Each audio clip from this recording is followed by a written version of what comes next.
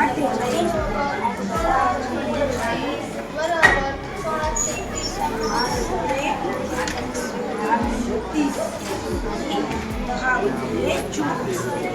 त्याचा परत 14 मिळाला पाहिजे काढायचं.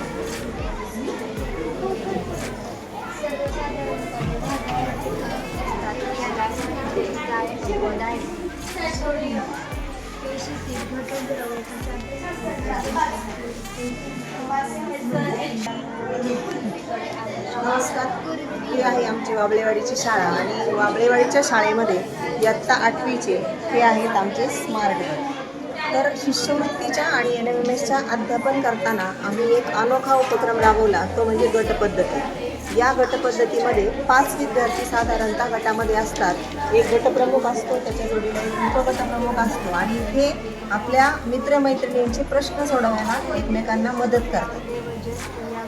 हा स्मार्ट गट आहे. या स्मार्ट गटाची स्मार्ट गटप्रमुख आहे, उपगट प्रमुख आहे आणि एकमेकांच्या मदतीने त्यांना पेपरमध्ये आलेल्या ज्या समस्या आहेत त्या सोडवायला ते मदत करतायत. NMMSचा हा पेपर आहे. याच्यामध्ये विज्ञान आणि समाजशास्त्राचे जे 70 प्रश्न आहेत, तर या प्रश्नांची एकमेकांच्या मदतीने ते उत्तरं शोधतायत आणि रिव्हिजन करतायत आणि यामध्ये जर त्यांना काही अडचण आली तर ते आम्हा शिक्षकांशी संपर्क साधतात.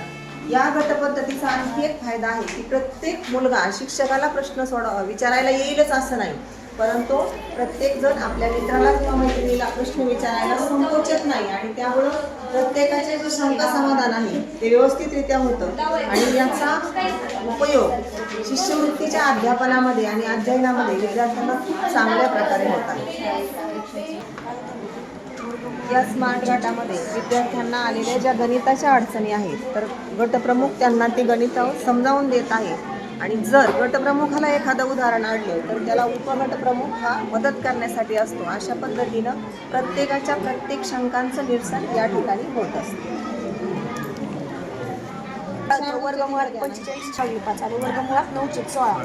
मग आता हे 9चं पण वर्गमूळ तर 16चं पण वर्गमूळ निघतं. 9चं वर्गमूळ आलं 3 आणि 16चं वर्गमूळ आलं 4. मग वर्गमूळ गेलं, मग उत्तर आलं 3/4. 74चं इथे 0.49 3 वेळा बोललो मी. 0.49चा तिसरा घात मायनस 0.43 3 वेळा बोललो मी. त्याचा तिसरा घात छेद 0.49चा वर्ग प्लस 0.49 इंटू 0.43 अधिक 0.43 2 वेळा बोललो ना. 0.43चा ह्याचं सूत्र काय होईल? a घन वजा अधिक